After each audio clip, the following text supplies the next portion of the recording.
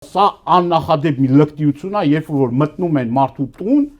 մարդու տանը սպանում են, երկու մարդ սպանված է, մի հոգի ծանր վիրավորում է ստացել։ Բա սա ինչ է։ Մանվել Գրիգորյանի դեպքը, գեներալ Մանվելինը, հա։ Նիկոլի իշխանության օրոք ընդդիմադիրները կամ սպանվում են, կամ հայտնվում են քրեակատարողական հիմնարկում։ Էդ այս մահաբերի իշխանության տարիների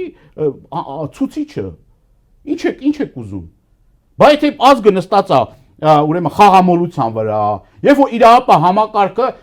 ամբողջ օրը այն ֆռծնում է, բան են ֆռծնում այդ բաները, այդ կոմպյուտերային խաղերը։ Հա այդ խաղերը որ կա, այդ չգիտեմ այդ բաները։ Խաղադրույքներ են կատարում։ Ընկերուց դե տեսնում եք, չէ՞ ինչա կատարվում,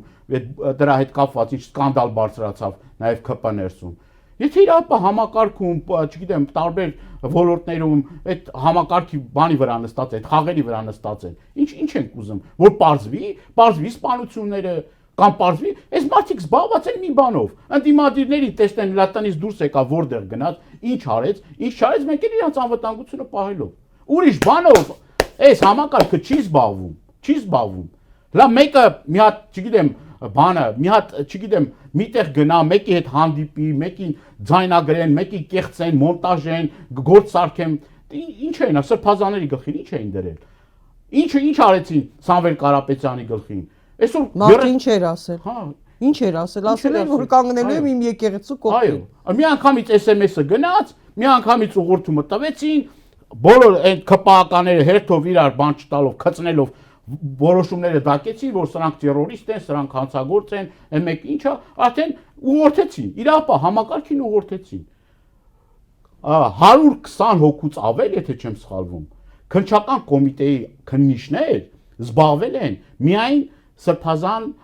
Բագրատ Սրբազանի եւ մնացած արդարների գործով քննությանը։ Դուք պատկերացնում եք 120 հոգու բանուգործից կտրել են, ասել են գնացեք գործ կարեք, ինչ ուզում եք արեք։ Բայց խայտարակ եղան, փաստաբանը Հովհաննես Խուդոյանը ներկայացրել էր, չէ, ինչպես են մոնտաժել,